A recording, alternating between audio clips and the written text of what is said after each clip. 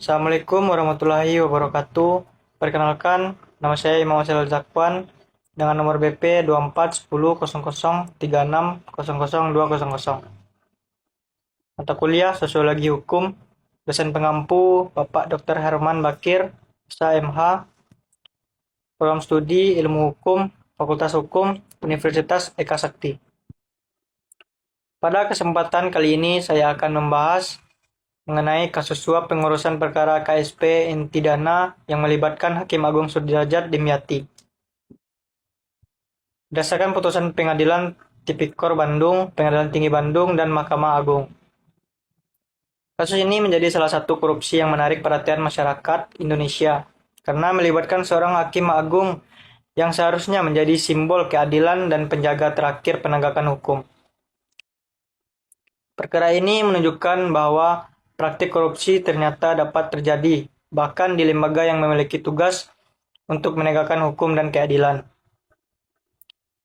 Dalam presentasi saya akan membahas 7 poin utama, yaitu kronologi singkat perkara, pihak-pihak yang terlibat, fakta hukum yang penting, isu hukum, aturan hukum yang relevan, analisis hubungan antara fakta dan aturan hukum, serta kesimpulan hukum dan etik. Di bagian akhir saya juga akan memberikan analisis dan pendapat pribadi terhadap putusan tersebut.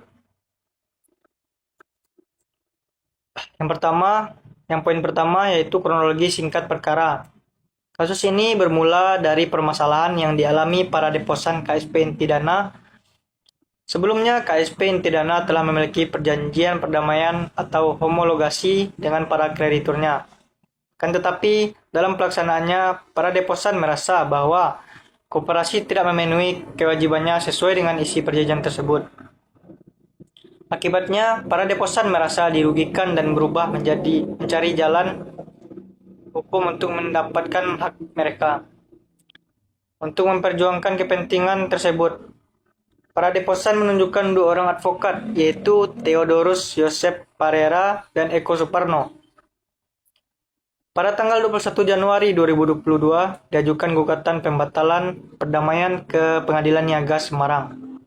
Namun, gugatan tersebut ditolak oleh pengadilan. Karena tidak puas dengan putusan tersebut, para deposan kemudian mengajukan kasasi ke Mahkamah Agung.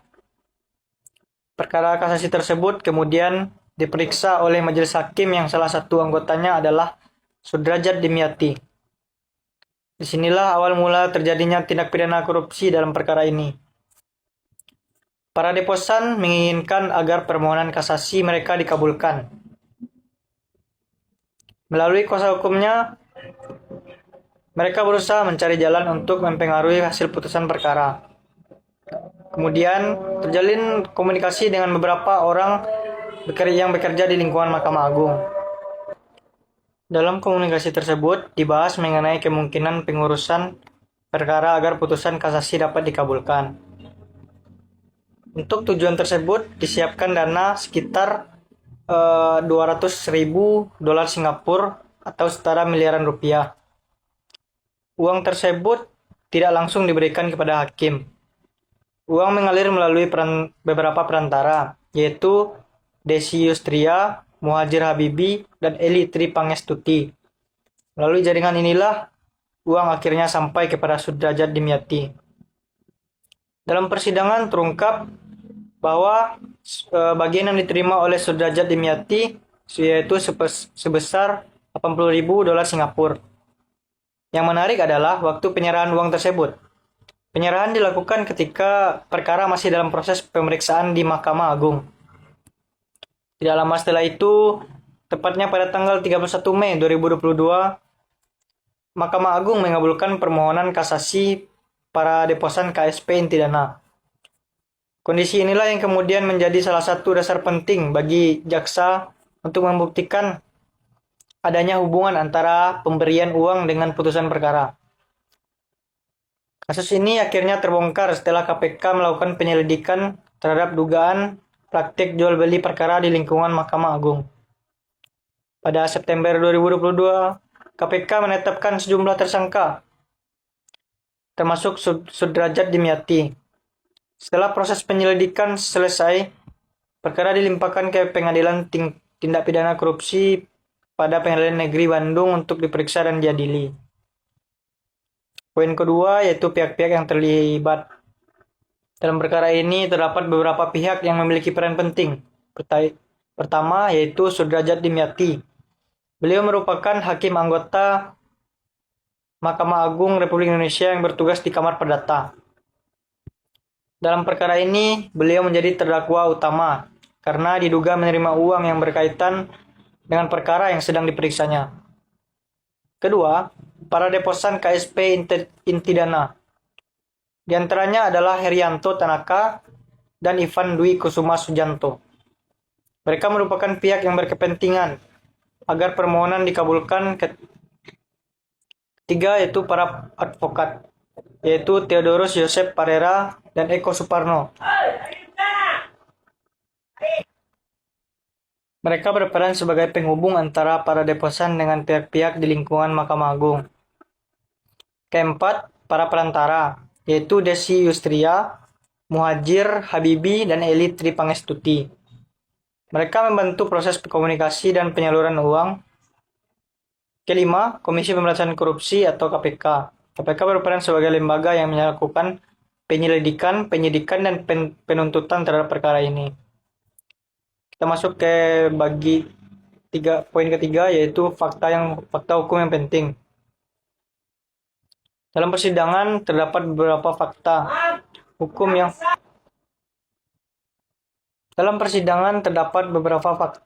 sangat penting. Pertama yaitu Sudrajat Dimyati memang merupakan hakim anggota yang ikut memeriksa perkara kasasi KSP Intidana. Fakta ini penting karena perkara berkaitan langsung dengan kewenangan yang dimilikinya sebagai hakim. Kedua yaitu terbuktinya adanya persiapan dana dalam jumlah besar yang memang ditunjukkan untuk pengurusan perkara ini. Ketiga, terdapat komunikasi antara para pihak yang menunjukkan adanya upaya untuk mempengaruhi putusan. Keempat, uang tersebut mengalir melalui beberapa perantara sebelum sampai kepada terdakwa. Kelima, Sudrajat Dimyati terbukti menerima uang sebesar 80.000 dolar Singapura. Keenam, setelah proses penyerahan uang terjadi, putusan kasasi akhirnya dikabulkan sesuai dengan keinginan pihak yang memberikan uang. Ketujuh, jaksa menghadirkan banyak alat bukti berupa dokumen, percakapan elektronik, bukti transaksi keuangan, serta keterangan saksi yang saling menguatkan. Menurut saya, fakta-fakta inilah yang menjadi fondasi utama bagi hakim dalam menyatakan bahwa terdakwa terbukti bersalah. Poin keempat yaitu isu hukum. Dalam perkara ini terdapat beberapa isu hukum yang harus dijawab oleh pengadilan. Pertama, apakah Sudrajat Dimyati menerima uang yang berkaitan dengan perkara yang sedang diperiksanya? Kedua, apakah uang tersebut diberikan untuk mempengaruhi putusan perkara? Yang ketiga, apakah tindakan tersebut memenuhi unsur tindak pidana korupsi sebagaimana diatur dalam Undang-Undang Tindak Pidana Korupsi? Yang keempat, yaitu apakah pihak-pihak yang membantu proses penyerahan uang juga dapat diminta pertanggungjawaban pidana? Kelima, apakah alat bukti yang diajukan oleh jaksa sudah cukup untuk membuktikan kesalahan terdakwa? Keenam, apakah hukuman yang dijatuhkan oleh pengadilan tingkat pertama sudah tepat? Ketujuh, apakah pengurangan hukuman pada tingkat banding dapat dibenarkan secara hukum? Poin kelima yaitu aturan hukum yang relevan. Aturan hukum utama yang digunakan dalam perkara ini adalah Pasal 12 huruf C, Undang-Undang Tindak Pidana Korupsi. Pasal ini mengatur bahwa hakim yang menerima hadiah atau janji yang diketahui atau patut diduga diberikan untuk mempengaruhi putusan perkara yang sedang diperiksanya dalam pidana. Menurut saya pasal ini sangat tepat diterapkan karena terdakwa adalah seorang hakim dan uang yang diterimanya berkaitan langsung dengan perkara yang sedang diperiksanya. Selain itu digunakan juga pasal 55 ayat 1 ke 1 KUHP mengenai penyertaannya. Pasal ini digunakan karena tindak pidana dilakukan oleh beberapa orang yang memiliki peran berbeda-beda. Kemudian terdapat pasal 18 Undang-Undang Tipikor mengenai pembayaran uang pengganti. Dari sisi lain, hukum acara digunakan pasal 183 KUHP yang mengatur bahwa hakim hanya boleh menjatuhkan pidana apabila memperoleh keyakinan berdasarkan sekurang-kurangnya dua alat bukti yang sah. Selain aturan hukum pidana, terdapat juga kode etik dan pedoman perilaku hakim yang mengharuskan hakim menjaga integritas, kejujuran, independensi, dan tidak menerima pemberian yang berhubungan dengan jabatannya. Poin ke-6 yaitu analisis hubungan antara fakta dan aturan hukum. Menurut saya, alasan pengadilan menyatakan terdakwa bersalah cukup jelas. Pertama, sebagai hakim terpenuhi karena Sudrajat Dimyati memang merupakan hakim agung yang menangani perkara tersebut. Yang kedua, unsur menerima hadiah atau janji juga terbukti. Hal ini didukung oleh berbagai alat bukti yang menunjukkan bahwa terdakwa menerima sejumlah uang sebesar 80 dolar Singapura. Ketiga, unsur bahwa uang tersebut diberikan untuk mempengaruhi putusan juga dianggap terbukti. Alasannya karena uang diberikan ketika perkara masih dalam proses pemeriksaan. Kemudian, setelah itu perkara diputus sesuai dengan keinginan pihak yang memberikan uang. Hubungan antara pemberian uang dan hasil putusan terlihat cukup jelas. Selain itu, terdapat berperan banyak pihak dalam proses penyerahan uang. Karena itu, majelis hakim juga menerapkan pasal 55 KUHP mengenai penyertaan.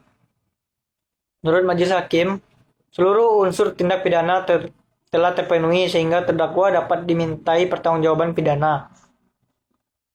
Terus selanjutnya, mari kita lihat perjalanan putusan dari tingkat pertama hingga kasasi. Yang pertama itu putusan pengadilan tingkat Tipikor Bandung. Pada tingkat pertama, pengadilan Tipikor Bandung menyatakan bahwa Sudrajat Dimyati terbukti sah dan meyakinkan melakukan tindak pidana korupsi berupa penerimaan suap sebagai hakim. Majelis hakim menilai bahwa terdakwa menyalahgunakan jabatannya dan merusak kepercayaan masyarakat terhadap lembaga peradilan. Oleh karena itu, pengadilan menjatuhkan hukuman pidana penjara 13 tahun, denda 1 miliar, dan uang pengganti sebesar 80.000 dolar Singapura. Menurut pengadilan, jabatan terdakwa sebagai hakim agung justru menjadi faktor yang memberatkan, karena seharusnya ia menjadi contoh dalam menegakkan hukum. Yang kedua yaitu putusan pengadilan pengadilan tinggi Bandung. Setelah putusan tingkat pertama dijatuhkan, terdakwa mengajukan banding. Pengadilan tinggi Bandung telah menyatakan bahwa Sudrajat Dimyati terbukti bersalah. Namun, pengadilan tinggi memiliki pandangan berbeda mengenai berat hukuman. Majelis hakim banding mempertimbangkan bahwa terdakwa ini telah mengabdi sebagai hakim selama kurang lebih 30 tahun dan belum dihukum sebelumnya.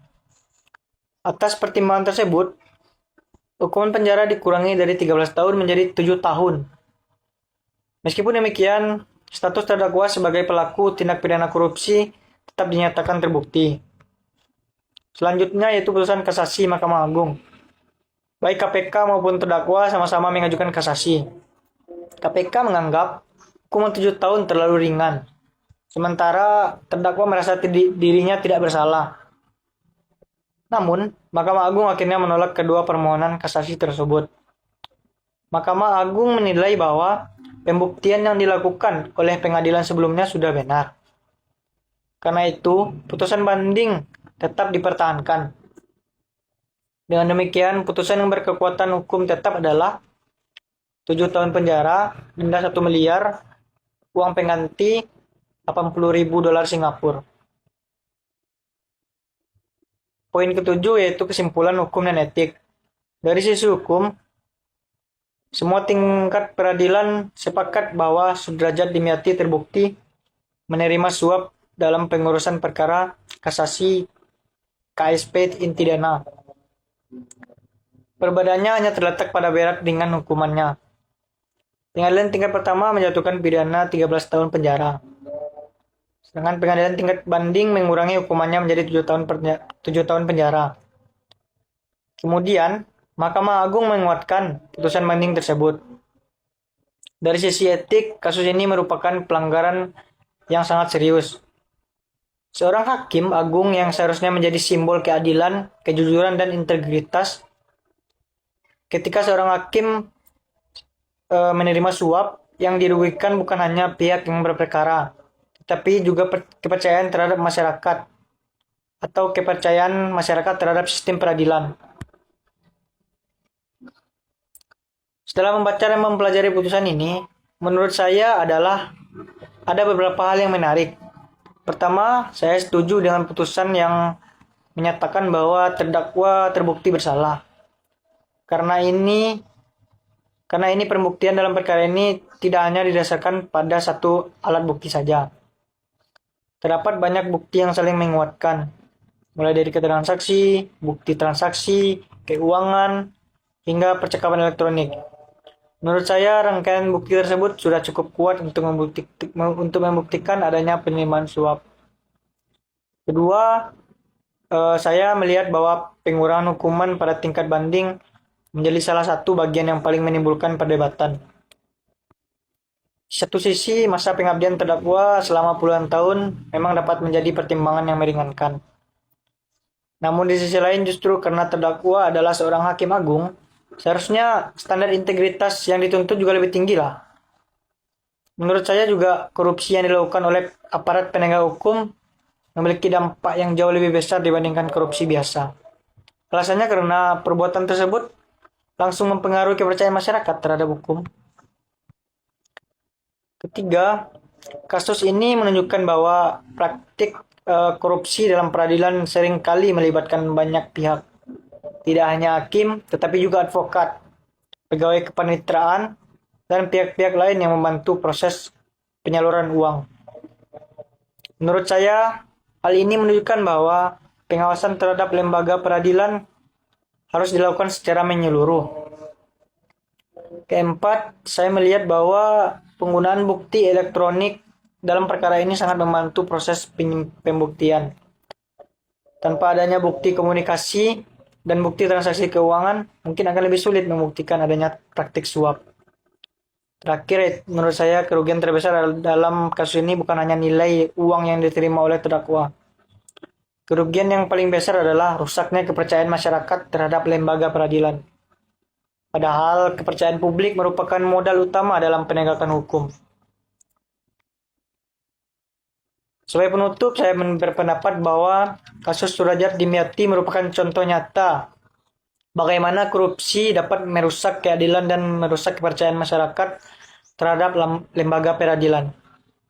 Melalui putusan tingkat pertama, banding, dan kasasi, pengadilan akhirnya menyatakan bahwa Dimyati terbukti menerima suap dalam pengurusan perkara kasasi Koperasi Simpan Pinjam Inti Dana. Secara hukum, terdakwa dinyatakan bersalah melakukan tindak pidana korupsi. Secara etik, perbuatannya merupakan pelanggaran serius terhadap integritas, independensi, dan kehormatan profesi hakim. Oleh karena itu, kasus ini menjadi pelajaran penting bahwa penegakan hukum yang bersih hanya dapat terwujud apabila seluruh aparat penegak hukum menjunjung tinggi kejujuran, integritas, dan tanggung jawab dalam menjalankan tugasnya. Sekian dari saya, terima kasih. Assalamualaikum warahmatullahi wabarakatuh.